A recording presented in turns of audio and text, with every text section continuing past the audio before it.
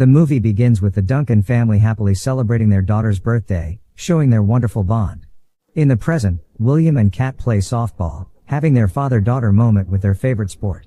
However, during dinner, the parents expressed concern about Kat putting her sport before academics. Still, Kat insists that she can do both and will definitely win their upcoming match. On the other side, at a strip club called The Den, the notorious street gang called the Fetter Boys enters, admiring the sinful view. Meanwhile, Donnie, their boss and father, is beating up a man and mercilessly killing him. Then, his two sons show up, Rory, the eldest, and Danny, the youngest. Danny says he's finally ready to be part of their illegal business and receives his first gun, unlocking his criminal potential. Back at the Duncans, William and Kat get tacos to celebrate winning the game. William orders tacos inside a Mexican restaurant while Kat is left in the car. Unfortunately, they meet their terrible fate as soon as the Fetter Boys arrive. They immediately force her out of the car, and she pleads to spare her life, offering everything she has. Sadly, it doesn't matter that she is just an innocent young girl, as she is only seen as Danny's first task to officially become one with the gang. Danny doesn't hesitate and immediately shows his determination to do it. Without remorse, he kills Kat, and it's already too late when William hears the shots. William rushes outside and attacks him. Danny knocks him out but still gets caught by the police. Right after, William and Jen receive the terrible news of their daughter's passing and have difficulty coping with their loss. Moreover, justice was also unfavorable, as Danny will only receive 5 to 7 years imprisonment, which is very unfair to the victim's family. He didn't even plead guilty to the murder of Kat, as the other party argues that William had a concussion during the struggle, so his testimony is inadmissible. William is frustrated and left in utter disbelief at how pathetic the situation is. Still, he reluctantly accepts the plea deal for the sake of the case. During the trial, William changes his intention of pressing charges when he concludes that he is taking justice into his own hands. He allows Danny to be released and follows the gang to Danny's place. In his car, William kills time until night to execute his plan. Moments later, Danny comes out, and William lets the monster take over him. Without a second thought, he runs Danny over. Then, enraged, William finishes that punk off with a bat, leaving the scene. Once returning home, he quickly cleans his car and disposes of every piece of evidence relating to his crime. After that, he briefly converses with his wife, who is watching their family video. He feels shocked and overwhelmed by deep emotions, realizing he's done a grave deal that he can never undo. On the other side, the Fetter Boys arrive at their club. Rory gives Donnie the collected money they take from the streets, but Donnie is not satisfied with it. He warns him he won't let him go easily the next time he comes up short again. After that, he receives the shocking news of his brother's death. They immediately go to the crime scene, and reality hits him as his world crashes upon seeing Danny in a body bag. His confidant and dearest brother is gone. The next day, Detective Chen visits William as a potential suspect.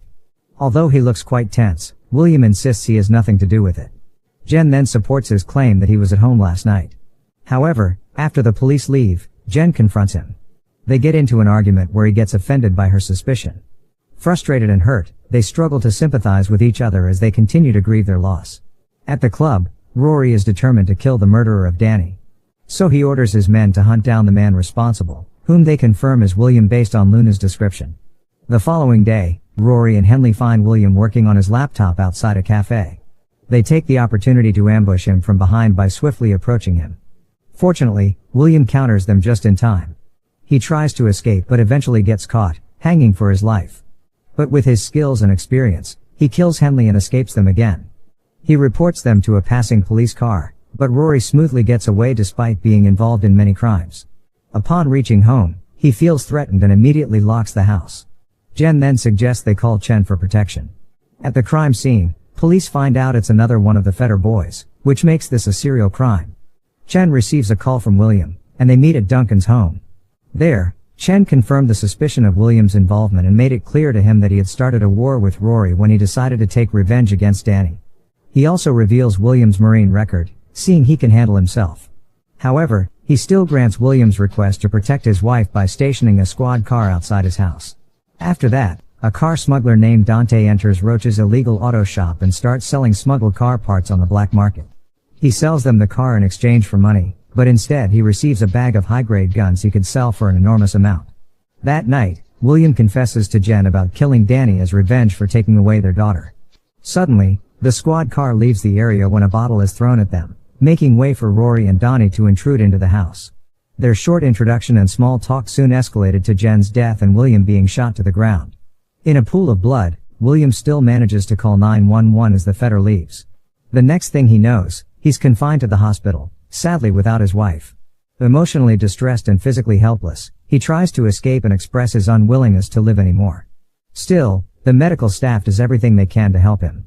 After he's calm, Chen visits him and calls him a miracle man. He tells him they will share the news of his death if he commits to recovering. He also encourages him to live normally again, sympathizing with his loss. After days of therapy, he finally regains his ability to walk and immediately executes his plan to escape. He disguises himself in a janitor's uniform and easily leaves the place. Later on, he resides in the Western Motel, where Dante is also staying, and finds him stealing someone's suitcase. The next day, he collects his money from the bank. Dante can't hold back his curiosity any longer, so he offers to help him after learning about his conflict with the Feder boys. At first, William is hesitant, but he eventually asks for his help on where he could get a gun. And Dante proudly shows him his collection of guns in his office. He shares his similar encounter with the Feder boys in the past, where he got shot in the shoulder and lost his cousin. He also expresses his willingness to help him because they share the same hatred for them. In the end, William buys all the guns, ammunition, Dante's generation-old jacket, and a car as a starter pack for his ultimate revenge. Not long after, he goes to an open field where he practices his shooting accuracy and spends days training to prepare himself to fight the Feder boys. When the time comes for him to execute his plan, he visits his family's grave and pays tribute. The heartbreak of a husband and father can never be healed and can only be ended with revenge. That night, he prepares to attack Zach, Rory's right-hand man. He sneaks into Zach's house, where he catches him heavily distracted by his video game. He immediately attacks, and they engage in intense hand-to-hand combat. He can't help but be overwhelmed by Zach's size and strength. Fortunately, the tables turn, and soon Zach finds himself begging to spare his life for his daughter. But William's revenge doesn't come with mercy. Hours later, the police find Zach's lifeless body, so Chen visits Donnie's office to warn them. He reveals that their conflict with William isn't over, as he is still alive, contrary to the public's belief, and is definitely involved in the killings of Rory's men. He then clarifies that he is there out of goodwill to end their war and advises Rory to disappear for a while. After their awkward conversation, the Feders don't really take his words seriously and continue to do what they do best, hunt down William again. Outside, William sees Chen exiting the den, and he immediately becomes suspicious of his action. He feels betrayed that even the authorities he trusts are turning a blind eye to their crimes, which further fuels his hatred. He then sneaks behind him with Chen's gun, and they enter the house together. There, he accuses him of being a traitor and insults him for not doing his job of protecting their community. Because even Chen says the Feder has immunity in the system.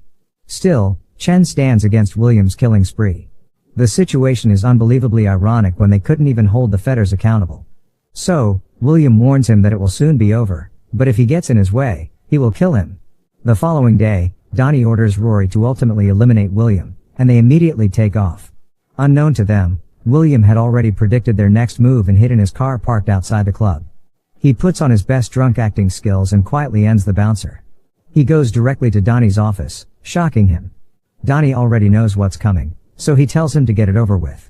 William initiates a conversation about the visceral emotion he felt the first time he murdered someone, Danny. However, at this very moment, he feels numb at the thought of killing him. He asks if he feels as numb as he was when he killed Jen. And in the blink of an eye, he finally ends the life of the notorious Donnie Feder. William then takes Donnie's phone and calls Rory.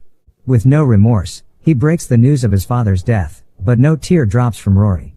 He didn't even flinch. The Feder boys immediately rush back to the club, and all hell breaks loose as they hunt a dead man, a man no longer named William but a monster like them. At the office, they witness Donnie's lifeless body.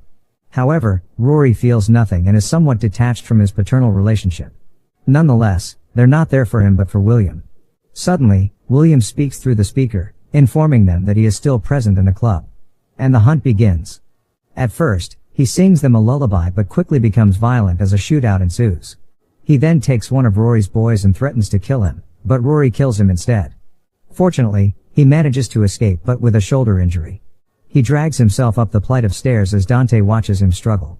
At the same time, Luna reports William's location at the motel. Shortly after, Rory arrives with a few of his men. They ask the front desk for William's unit but fail, So Rory executes him like his life didn't matter anyway. William still fights and works with Dante by trying to shoot them first. However, they are clearly outnumbered, so they have no choice but to leave the motel while engaging in a shootout. As night falls, their shootout continues, and Dante struggles to lose them on the tracks. So, he calls his good friend, Roach, who gladly assists and allows them to enter the garage. Right on time, they manage to take a curb to the garage, where Roach's gang shoots Rory's vehicle, effectively driving them out. However, Rory wastes no time for any delay and immediately crashes through the garage. Still, Rory stands almost unharmed, whereas Dante and William suffer from injuries. Rory bitterly shares how unfair it was for Danny to die because he adored him and wasn't meant for this kind of world. Seeing how occupied he is about his brother, William uses this opportunity to grab a screwdriver and stab it into his neck. With this, Rory dies quickly, smiling with insult, the face he wants William never to forget. Not long after, the siren sounds, and Dante escapes as the police surround the place. The police witness the horrible crime scene but also take it as a win, seeing the Fetter boys will no longer exist. The movie ends with Chen approaching William, who offers himself to be arrested. But he soon takes his final breath upon successfully taking down the notorious gang in his community, but with the price of his life. Oh, I want 50 miles an hour. You got it.